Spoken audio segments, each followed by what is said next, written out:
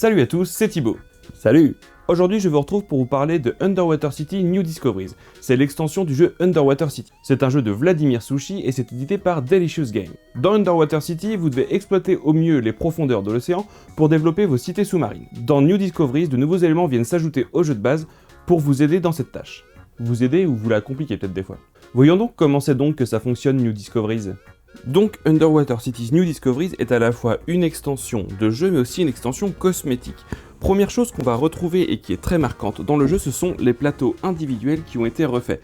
Donc on retrouve tous les plateaux de la boîte de base mais sur une triple couche, donc avec des petites encoches pour que tout le matériel tienne bien comme il faut, plus de nouveaux plateaux qui vont servir à certaines variantes de l'extension.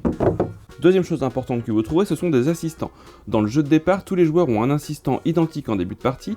Ici, il y en a 8 nouveaux. Chaque joueur aura le choix entre deux, ce qui va orienter un petit peu sa stratégie de début de partie. Troisième module facultatif qu'on peut ajouter, ce sont les tuiles ressources de départ, ce qui permet de varier un petit peu les débuts de partie et vraiment avoir une asymétrie chez les joueurs. Vous trouverez aussi des métropoles vertes. Jusqu'à présent, elles étaient soit marron, soit bleues. Cette fois, il y a des métropoles vertes qui permettent d'avoir encore plus d'objectifs pour scorer aux phases de production ou alors en fin de partie. Dernier ajout important de l'extension, c'est le plateau musée. Si les joueurs décident de jouer avec l'extension musée, ce que je vous recommande vivement, chacun va recevoir des tuiles découvertes au nombre de 5 à sa couleur en début de partie et il va les placer sur les emplacements indiqués ici par des petites colonnes sur son plateau individuel. Durant la partie, quand un joueur va construire l'élément auquel est liée sa découverte, il va révéler celle-ci, gagner l'avantage qui est dessus, puis le placer sur le plateau pour gagner des bonus. Il devra forcément placer en premier sur la zone numéro 1, puis la 2 pour la deuxième, la 3, la 4 et la 5, vous avez compris.